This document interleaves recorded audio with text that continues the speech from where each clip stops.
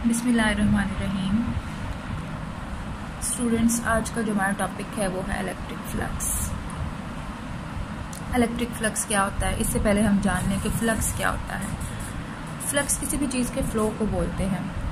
For example, अगर किसी certain area में से वाटर फ्लो कर रहा है तो आप उसको क्या बोलेंगे, ये क्या है, वाटर फ्लक्स है। और अगर किसी विंडो में से एयर पास कर रही है तो आप उसको क्या बोलेंगे, ये क्या है, एयर फ्लक्स है। तो मतलब किसी भी चीज़ के फ्लो को आप क्या बोलते हैं, फ्लक्स है। ठीक है, तो आज का जो हमारा टॉपिक है वो है इलेक्ट्रिक फ्लक्स से रिलेटेड। उसकी डेफिनेशन देख लेते हैं। The number of electric field lines passing through an area held perpendicular to the electric field. कि इलेक्ट्रिक फील्ड लाइंस कितनी किसी सर्टेन एरिया में से गुजर रही हैं, वो क्या होगा, हमारा इलेक्ट्रिक फ्लक्स होगा। और इस एरिया की ओरिएंटेशन कैसी होनी चाहिए, परपेंडिकुलर पड़ा हो। तो यहाँ पे ज़रा मैंने एक ओरिएंटेशन बनाई है, आप ज़रा देखें। कंसीडर करें कि आपके पास यहाँ नीचे कोई एक पॉजिटिव चार्ज पड़ा होगा। पॉजिटिव चार्ज की वजह से इलेक्ट्रिक फील्ड लाइंस आउटवर्ड निकलेंगी।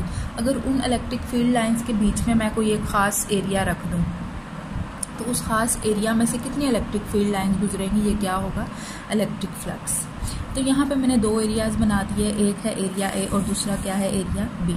अब अगर आप देखें तो एरिया ए में से कितनी इलेक्ट्रिक फील्ड लाइन गुजर रही हैं, 1 2 3 4 5। तो मैंने लिख दिया phi A is equal to 5, यानी कि एरिया ए में से जो इलेक्ट्रिक फ्लक्स गुजर रहा है वो क्या है, 5 है। इसी तरह आप देखें एरिया बी में से तो सिर्फ 2 इलेक्ट्रिक फील्ड लाइंस जो हैं गुजर रही हैं। इसका मतलब है इसका फ्लक्स थोड़ा होगा as compare to area A. तो इसका फ्लक्स क्या होगा, 2, यानी जितनी number of electric field lines गुजर रही हैं वही इसका क्या होगा, फ्लक्स। अब मैथमेटिकली इलेक्ट्रिक फ्लक्स को किस तरह लिखते हैं, एक ग्रीक लेटर फाई से इसको हम डिनोट करते हैं, और ई फॉर इलेक्ट्रिक मैंने इसके सबस्क्रिप्ट में लिख दिया ई।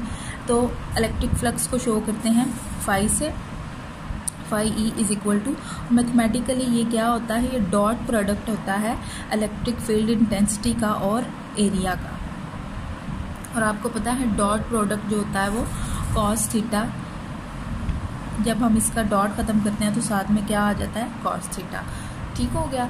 अब अगर हम इसके यूनिट्स देखें तो आपको पता है इलेक्ट्रिक फील्ड इंटेंसिटी के क्या यूनिट्स लिखे थे मैंने। इलेक्ट्रिक फील्ड इंटेंसिटी क्या होता है जी, E was equal to force per unit charge. तो यहाँ पे जो ई था इसके यूनिट्स क्या बने, न्यूटन पर कूलम। न्यूटन पर कूलम मैंने लिख दिया इलेक्ट्रिक फील्ड इंटेंसिटी के यूनिट्स, और साथ में एरिया के क्या यूनिट होता है, मीटर स्क्वायर।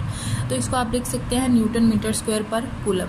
लेकिन प्रीवियस जो लेक्चर था हमारा उसमें मैंने आपको ये भी बताया था कि न्यूटन पर कूलम जो है वो आगे जाके हम प्रूव करेंगे ये वोल्ट पर मीटर के इक्वल होता है। ठीक है, तो अगर मैं यहाँ न्यूटन पर कूलम के बजाय वोल्ट पर मीटर लिख दूँ और साथ ये वाला मीटर स्क्वायर आ जाए तो ये वाला जो यूनिट था न्यूटन मीटर स्क्वायर पर कूलम, ये किसके इक्वल होगा, वोल्ट मीटर के इक्वल। मैंने क्या किया, न्यूटन पर कूलम की जगह वोल्ट पर मीटर लगा दिया, तो ये मीटर इस मीटर के साथ कैंसिल होकर ये किसके इक्वल हो जाएगा, वोल्ट मीटर। तो यहाँ से हमें पता चलता है कि जो इलेक्ट्रिक फ्लक्स है उसके हमारे पास 2 यूनिट्स हैं, एक तो बना न्यूटन मीटर स्क्वायर पर कूलम और दूसरा क्या हो सकता है, वोल्ट मीटर। ये आपकी बुक में नहीं दिया गया, या मैंने आपको एक्स्ट्रा समझाया, इसको आप याद रखिएगा, ये MCQs में आ सकता है। चलें जी, हम इलेक्ट्रिक फ्लक्स की एक्सप्लेनेशन की तरफ चलते हैं। तो मैथमेटिकली हम देख चुके हैं कि इलेक्ट्रिक फ्लक्स किसके इक्वल होता है, ये डॉट प्रोडक्ट होता है इलेक्ट्रिक फील्ड इंटेंसिटी और एरिया का। ठीक हो गया जी। यहाँ पे एरिया जो है, आपको पता है एरिया एक स्केलर क्वांटिटी है, लेकिन यहाँ मैंने इसके ऊपर एक वेक्टर लगाया हुआ है, एरो लगा के इसको वेक्टर बनाया हो, क्योंकि ये क्या है, एरिया वेक्टर है। तो एरिया वेक्टर को हम समझ लेते हैं कि एरिया वेक्टर क्या होता है और एरिया क्या होता है। हाँ जी स्टूडेंट्स, इलेक्ट्रिक फ्लक्स की जो हमने डेफिनेशन की मैथमेटिकली अगर हम उसको देखें तो वो क्या था, स्केलर प्रोडक्ट था इलेक्ट्रिक फील्ड इंटेंसिटी और वेक्टर एरिया के। अब वेक्टर एरिया क्या होता है और एरिया क्या होता है, अगर हम यहाँ पे एक देखें, मैंने एक पीस ऑफ पेपर लिया है, इसको मैं कहती हूँ ये एक सर्टेन क्या है, एरिया है। तो वेक्टर एरिया क्या होगा, ऐसा कोई भी वेक्टर जो इस सरफेस के परपेंडिकुलर हो। ये अगर मैं पेंसिल इस तरह रखती हूँ इस सरफेस के परपेंडिकुलर, तो ये क्या बन जाता है, इसका वेक्टर एरिया। बिल्कुल इसी तरह ये जो पिक्चर बनी हुई है, यहाँ पे एक एरिया यूँ फ्लैट पड़ा हुआ है, और ये क्या है, इसका, इसके ऊपर अगर मैं इस तरह पेंसिल रख दूँ तो क्या होगा, ये इसका वेक्टर एरिया होगा। अब अगर मैं उठा के इस एरिया को यूँ कर देती हूँ जैसे यहाँ पे बना हुआ है, ठीक है, तो ये अगर पेंसिल को मैं यूँ रखूँ तो यहाँ पे वेक्टर एरिया की जो होगी डायरेक्शन वो इस तरह से होगी। अब अगर इसी एरिया को मैं उठा के इस फॉर्म में रखती हूँ तो इस एरिया के ऊपर जो परपेंडिकुलर होगा वो क्या होगा, इसका वेक्टर एरिया। यानी कि एरिया एक स्केलर क्वांटिटी है, ठीक है, और उसके ऊपर परपेंडिकुलर कोई भी सरफेस अगर आप रख दें या आप खुद से सपोज कर लें तो वो क्या होगा, उसका वेक्टर एरिया होगा। अब हमने इलेक्ट्रिक फ्लक्स के 3 केसेस करने हैं। पहला केस है जी मैक्सिमम फ्लक्स। आप कंसिडर करें इलेक्ट्रिक फील्ड लाइंस यूँ आ रही हैं आपके पास, ठीक है, बीच में आपने एक एरिया रख दिया। ये जो एरिया है ये इस तरह पड़ा हुआ है, इलेक्ट्रिक फील्ड लाइंस आ रही हैं और एरिया इस तरह पड़ा हुआ है, ठीक है जी। अब ये एरिया अगर इस तरह पड़ा हो तो इसका एरिया वेक्टर क्या होगा, यूँ। ये मैंने एरिया वेक्टर बना दिया है, ठीक है जी। अब आप देखें इलेक्ट्रिक फील्ड लाइंस यूँ आ रही हैं और एरिया यूँ पड़ा हुआ है, तो इन दोनों के बीच में एंगल कौन सा बन रहा है, 0 डिग्रीज। कोई एंगल नहीं बन रहा है। जब कोई एंगल ना बन रहा हो तो हम क्या कहते हैं, 0 डिग्री एंगल है इसके बीच में, ठीक है जी। तो जो केस नंबर 1 है वो क्या है, when area is held perpendicular to electric field lines. जब एरिया परपेंडिकुलर होगा तो वेक्टर एरिया क्या होगा, इलेक्ट्रिक फील्ड लाइंस के पैरेलल होगा। जब दो चीज़ें पैरेलल होती हैं तो उनके बीच में एंगल क्या होता है, 0 डिग्रीज।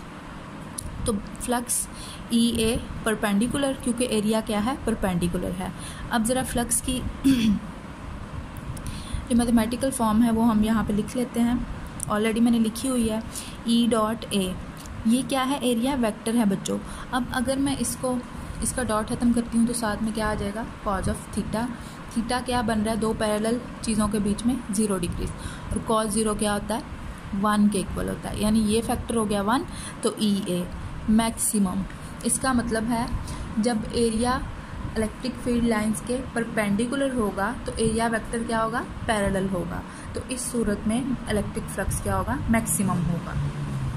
अब केस नंबर 2 की तरफ आ जाते हैं। मिनिमम फ्लक्स कब गुजरेगा। अब आप कंसिडर करें इलेक्ट्रिक फील्ड लाइंस यूँ आ रही हैं और बीच में आपने यूँ रखा हो, यानी ये यूँ पड़ा हुआ है और इलेक्ट्रिक फील्ड लाइंस यूँ इस तरफ से आ रही हैं। इसका मतलब है कि एरिया के बीच में से तो गुजर ही नहीं रही। अच्छा, अब अगर एरिया यूँ पड़ा हुआ है तो वेक्टर एरिया किस फॉर्म में होगा, ये, ठीक हो गया। इसका मतलब है इलेक्ट्रिक फील्ड लाइंस यूँ आ रही हैं, वेक्टर एरिया, चलें इसी सरफेस को कंसीडर कर लें, यूँ ही पड़ा हुआ है। इलेक्ट्रिक फील्ड लाइंस यूँ आ रही हैं और जो वेक्टर एरिया इसके परपेंडिकुलर है। इसका मतलब है इलेक्ट्रिक फील्ड लाइंस और वेक्टर एरिया के बीच में एंगल कौन सा बन रहा है, 90 डिग्री का। यहाँ देख लेते हैं, इलेक्ट्रिक फील्ड लाइंस यूँ आ रही हैं और ये एरिया पड़ा हुआ है, ठीक हो गया। और ये क्या है जी, वेक्टर एरिया है। अब आप देखें अगर यहाँ पे मैं इलेक्ट्रिक फील्ड लाइन को बना लूँ, इन दोनों के बीच में एंगल कौन सा बन रहा है, 90 डिग्री। अब यहाँ पे वेक्टर एरिया और इलेक्ट्रिक फील्ड इंटेंसिटी के बीच में एंगल कौन सा बन रहा है, 90 डिग्री का। तो ये जो सेकंड केस है, area when area is held parallel, ये पैरेलल का सिंबल है, टू इलेक्ट्रिक फील्ड लाइंस, तो वेक्टर एरिया क्या हो जाएगा, इलेक्ट्रिक फील्ड लाइंस के परपेंडिकुलर हो जाएगा। अच्छा जी, अब हम ज़रा इसको मैथमेटिकली देख लें। Electric flux is equal to electric field intensity और एरिया पैरेलल हो जब इलेक्ट्रिक फील्ड इंटेंसिटी के। मैथमेटिकली हम इसको किस तरह लिखेंगे जी, E.A वेक्टर एरिया। अब जब इसका डॉट खत्म करना है कॉस थीटा आ जाएगा। अब जब एरिया पर पैरेलल पड़ा हुआ था तो वेक्टर एरिया क्या होगा जी, परपेंडिकुलर होगा।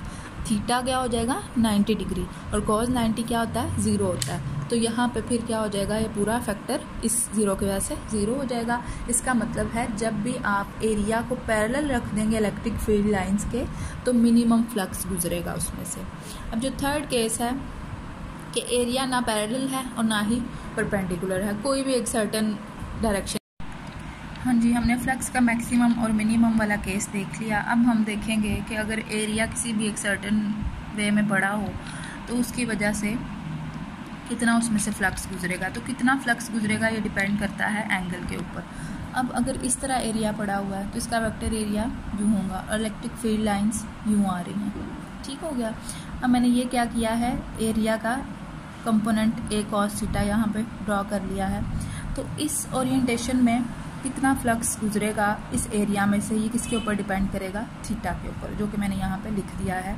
Phi E is equal to E A cos theta, यानी इस थीटा के ऊपर डिपेंड करेगा। थीटा अगर 60 डिग्री होगा तो उसके अकॉर्डिंग होगा, थीटा अगर 20 डिग्री है या वट एवर इट्स वैल्यू, उसी वे में हमारे पास क्या आ जाएगा, इलेक्ट्रिक फ्लक्स।